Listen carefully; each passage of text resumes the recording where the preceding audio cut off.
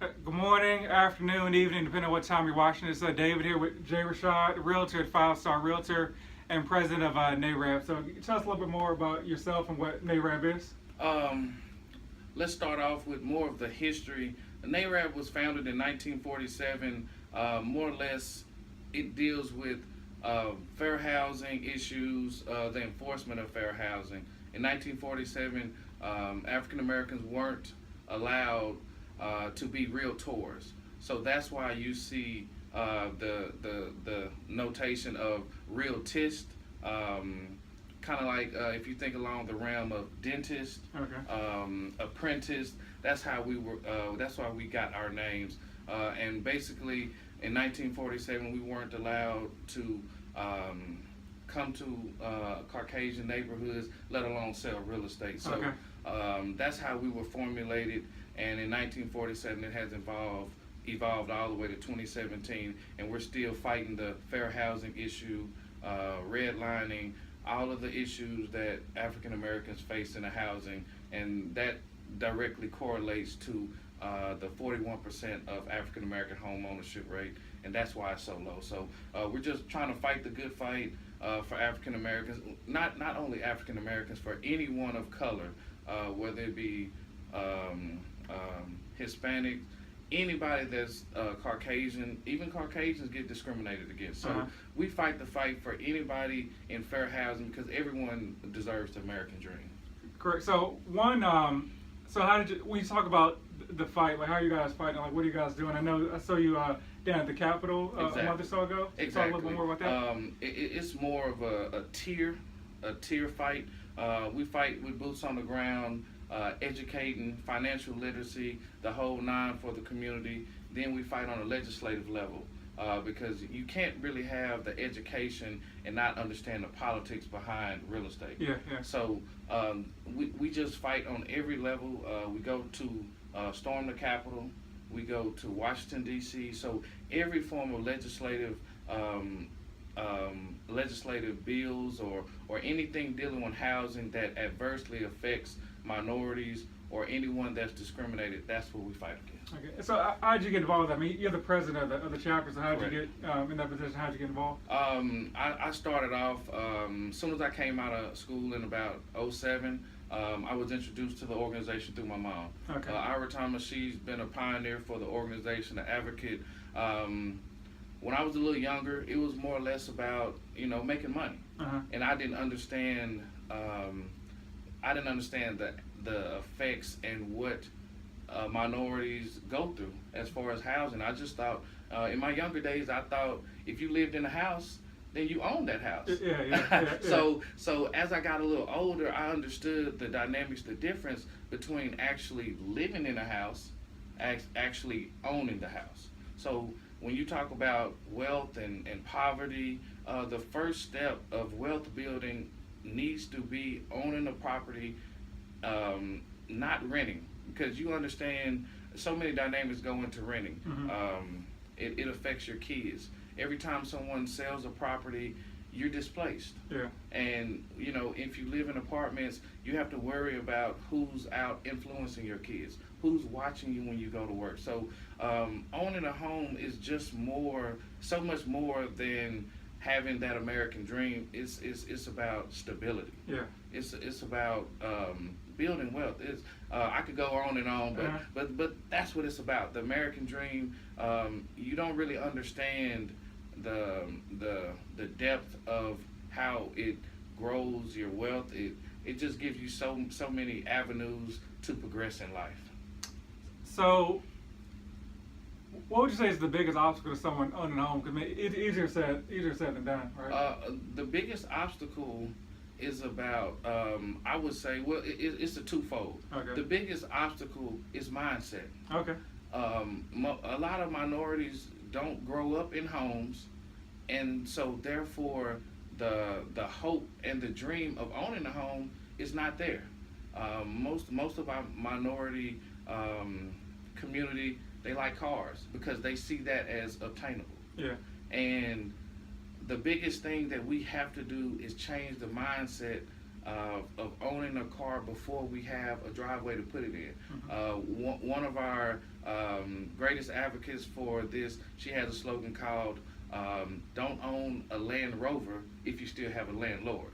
So you have to put that in context, because if you don't understand why you shouldn't have a $50,000 or $60,000 car before you have a home to put it in, then you're behind the eight ball already. Because as you know, you're a loan officer with Wells Fargo.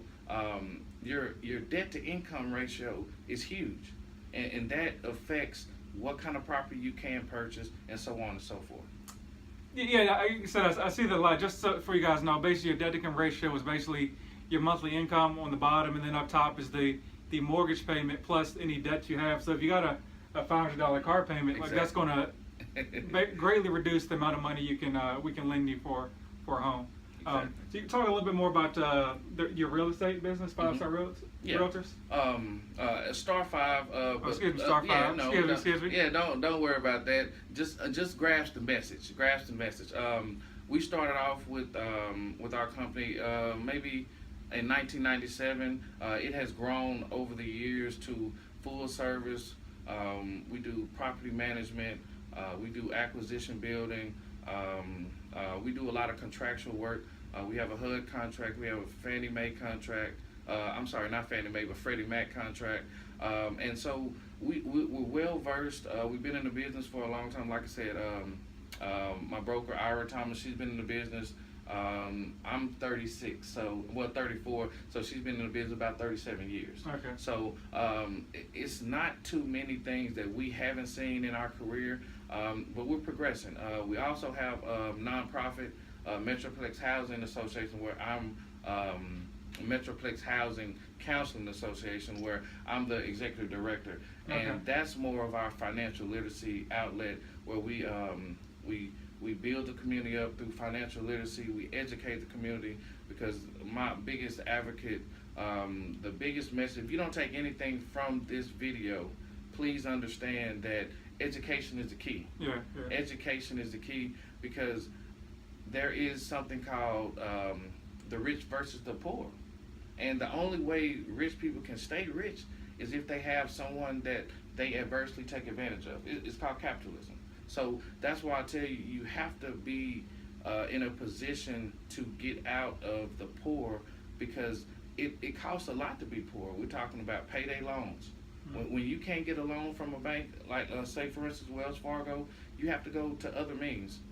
Payday loans, you're paying 300% on a loan, and it's just ridiculous. But you have no resources. So the biggest thing that I always preach, you have to have resources so you can stay out of jams and get yourself out of the poorhouse. Okay, cool. So this is kind of my hard-hitting surprise question. So draft was last night. I want to get your thoughts on the draft, and Lonzo Ball. Everybody seems to have or the VAR Ball. My uncle, as some folks call him, have an opinion on him. So I'm gonna tell you, he's genius. When you're talking about branding, when you're talking about having your own business, why would you want to work for Nike when you can be Nike? Why would you?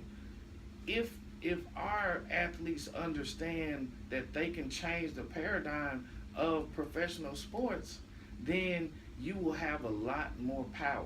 And that's all we're talking about. The Triple B brand, not to market them anymore, but I love it because that's teaching a lineage. Your family has to have something that you stand on. And why would you want to build Nike?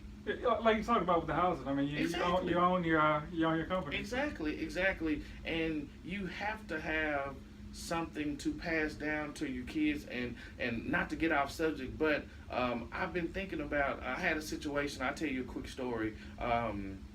The transition of housing. We're talking about, there was a young guy, he's about maybe 40 years old, and his family passed away. And the first thing he did was sell everything in the house and the house.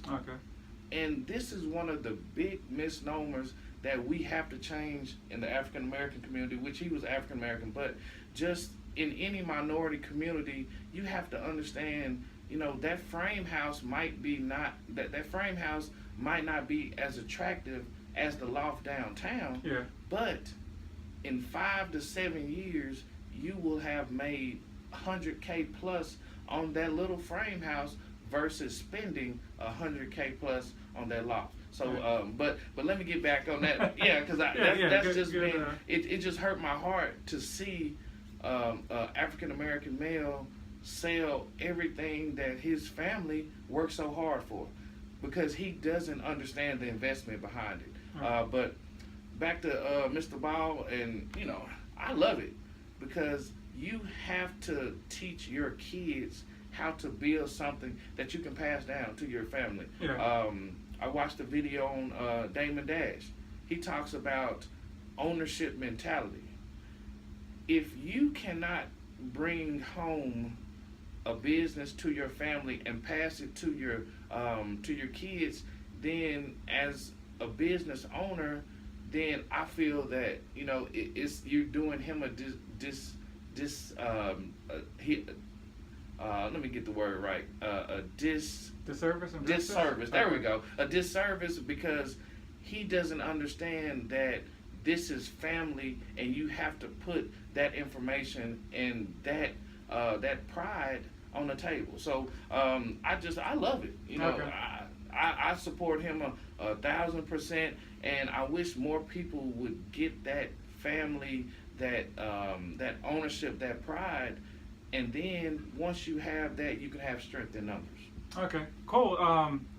Anything else? I mean, appreciate your time. Anything else you want to go out there for? Yeah, just to wrap everything up, the Dallas Association of Realtors, we need you as a community. I read a statistic the other day that we own 35,000th of 1% of news outlets, media outlets.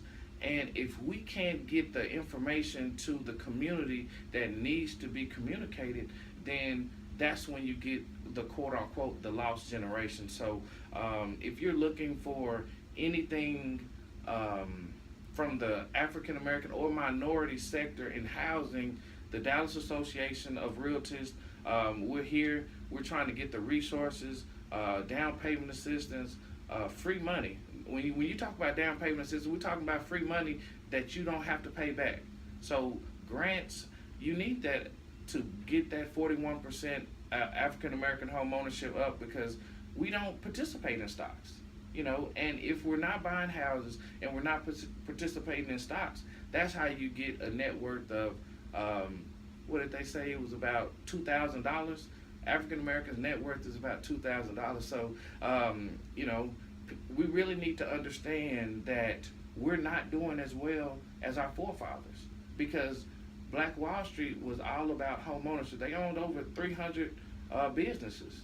And until we get back to that, then we'll never get out of that rich versus poor mentality. So, David, I appreciate the platform you're giving, and it's much needed, because people really need to understand what's going on. And from a standpoint of an African American or minority standpoint, you have to understand that the mainstream news is not really talking to you, because they have a different perspective. They live in a different time. They live in a different town. We have to understand that we have to do what's best for us. So I appreciate it. And if you're buying a house, call this man. He knows what he's talking about. Call him. Then call that man. So, definitely. all right. And we'll take care of you. All right. Thank you. I knew that thing wasn't going to click off.